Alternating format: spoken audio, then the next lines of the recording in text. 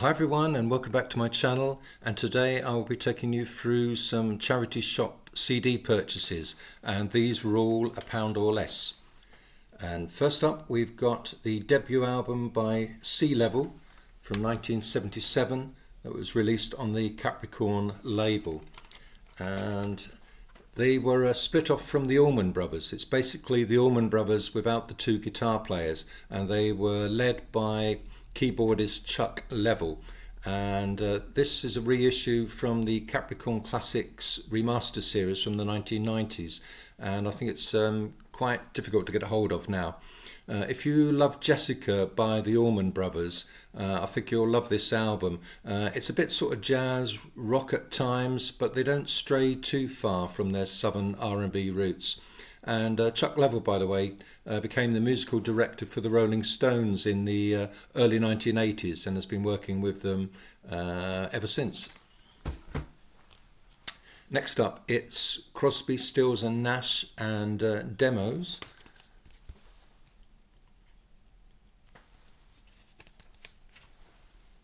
Then these are demos recorded between 1968 and 1971, and they're performed either solo or in various permutations of the band, and including one track with Neil Young involved, Music is Love.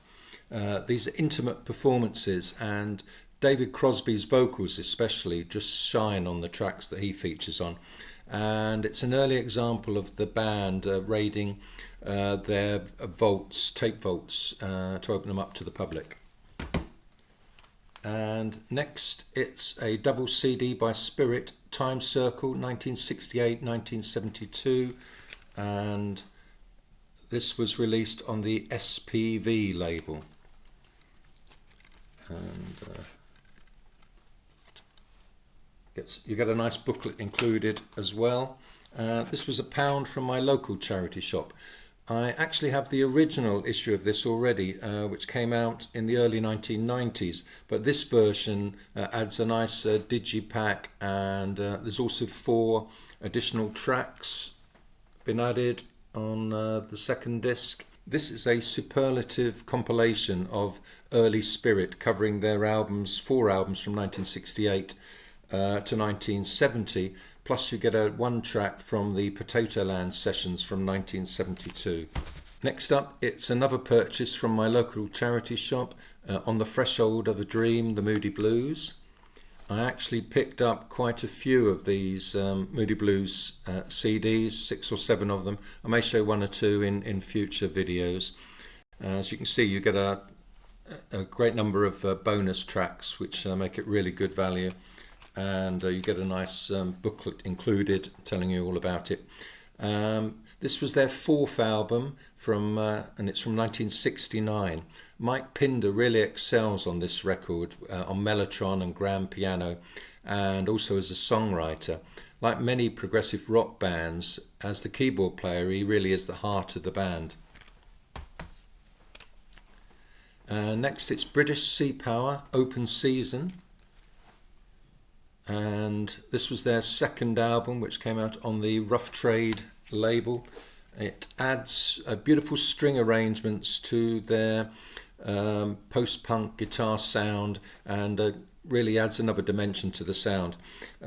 Unfortunately, it's like their other records, it's slightly let down by fairly weak vocals in my opinion, and the songwriting isn't particularly memorable. And next up, it's a CD by Mark KOZELEK, which was put out on his own label, Calde Verde. It's called Live at Biko.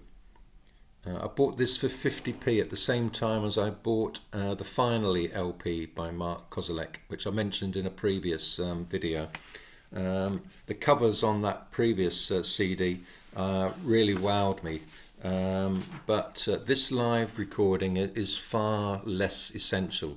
It feels quite self-indulgent, and some of the between song banter is totally inappropriate, I think.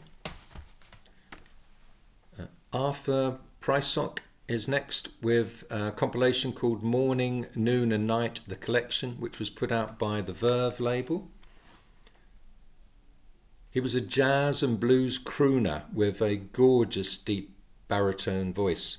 It includes old 78s dating back to 1954 and also some LP tracks from the 1960s. And these include one track recorded with Count Basie and his orchestra, the track Gone Again. That was originally put out on an album called Count Basie with Arthur Prysock. And I'd really love to have that LP in my collection. Next up, a record that really needs no introduction, Are You Experienced by Jimi Hendrix. As with many CD reissues, a number of bonus tracks have been added to the collection.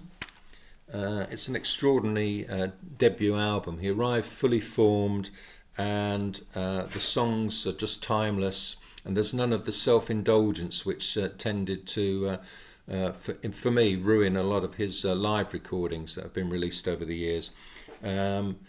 This CD reissue strengthens the original album by adding a number of interesting bonus tracks, including Hey Joe, Stone Free, Purple Haze, and The Wind Cries Mary.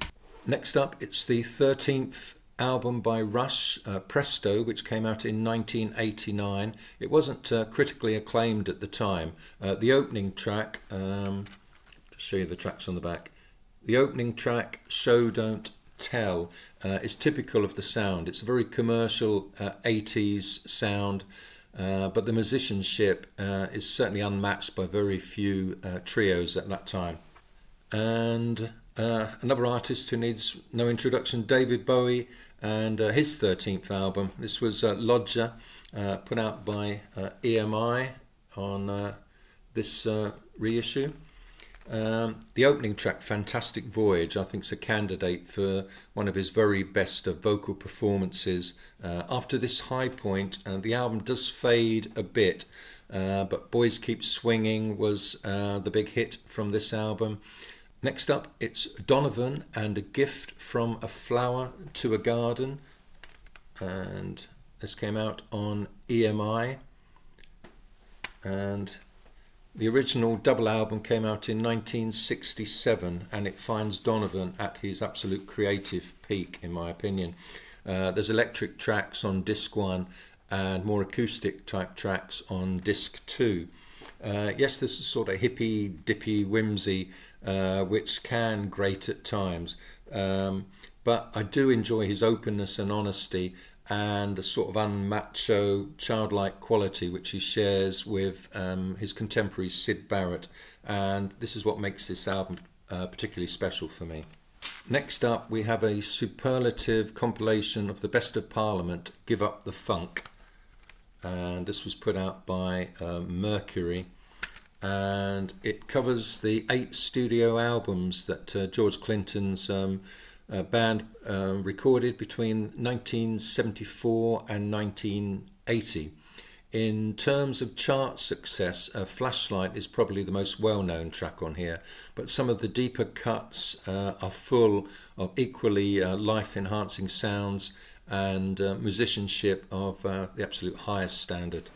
Moving on, we come to the Rolling Stones' 4th UK studio album, which came out in 1966, Aftermath, and this is a reissue put out by the Abco label. Jagger and Richards' songwriting had reached a new maturity at this point, which meant they were still within touching distance of the superlative Lennon and McCartney material at that time. Mother's Little Helper focuses on addiction to Valium amongst middle-class families living in the suburbs. Lady Jane is an absolutely exquisite ballad. Out of Time had real pop credentials and was quickly covered by Chris Farlow, who had a #1 hit in the UK with it.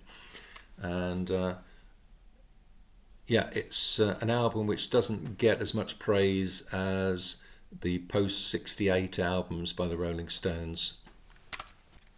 And next we have CJ and Co and USA Disco on the Westbound label. And there's the details on the back. This was a studio project put together by arranger Mike Theodore and studio guitar whiz Dennis Coffey. And this is the pick from their 2 albums which were released in the disco era in the late 70s. Plus you get a couple of tracks from their previously unreleased 3rd album. The vocals let this down. They're very anonymous, and at times they actually sound like very naff Boney M. But there is some quality studio musicians and some added strings which at times give this a funky sort of 1970s film soundtrack feel, which I particularly like. Okay, that's it for now, and thanks for watching, and I'll see you again very soon.